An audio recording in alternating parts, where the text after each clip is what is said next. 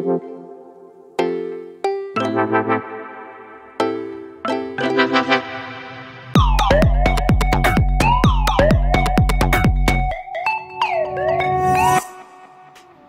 সেরা থেকে আমি সেরা বলছি। কেমন আছেন? কমেন্টে জানাতে ভুলবেন না। আজ আমি আপনাদের দেখাবো কিভাবে খুব সহজেই শসার জুস তৈরি করা যায়। তাহলে চলুন শুরু করা যাক। শসার জুস তৈরি করার জন্য আমাদের লাগছে শসা, লেবু, পুদিনা পাতা, চিনি এবং বিট লবণ। প্রথমে আমরা ব্লেন্ডারে খোসা ছাড়িয়ে কেটে রাখা শসা দিয়ে দিচ্ছি।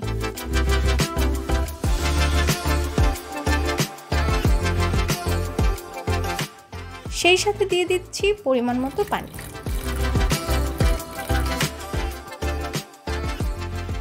দিয়ে দিচ্ছি সামান্য পরিমাণ চিনি।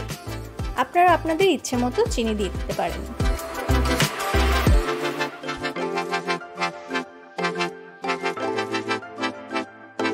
এখন দিয়ে দিচ্ছি স্বাদ মতো বিট লবণ। সামান্য পুদিনা পাতা দিয়ে দিচ্ছি। যদি আপনারা ঝাল পছন্দ করে থাকেন তাহলে সাথে একটা কাঁচামরিচ দিয়ে দিতে পারেন। এখন দিয়ে দিচ্ছি সামান্য লেবুর রস।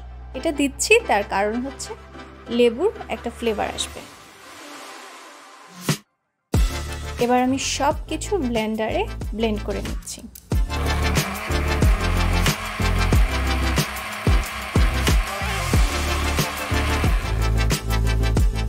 ভালোভাবে ব্লেন্ড হওয়ার পর এখন আমরা জুসটা গ্লাসে ছেঁকে নিচ্ছি।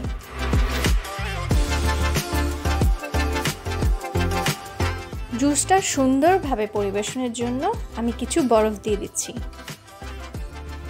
একটু পুদিনা পাতা দিয়ে দিলাম যেন দেখতে আরো একটু ভালো লাগে। আপনারা আপনাদের পছন্দ মতো সাজিয়ে নিতে পারেন।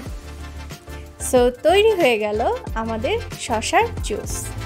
যদি ভিডিওটি ভালো লেগে থাকে please like, share and subscribe করতে ভুলবেন না।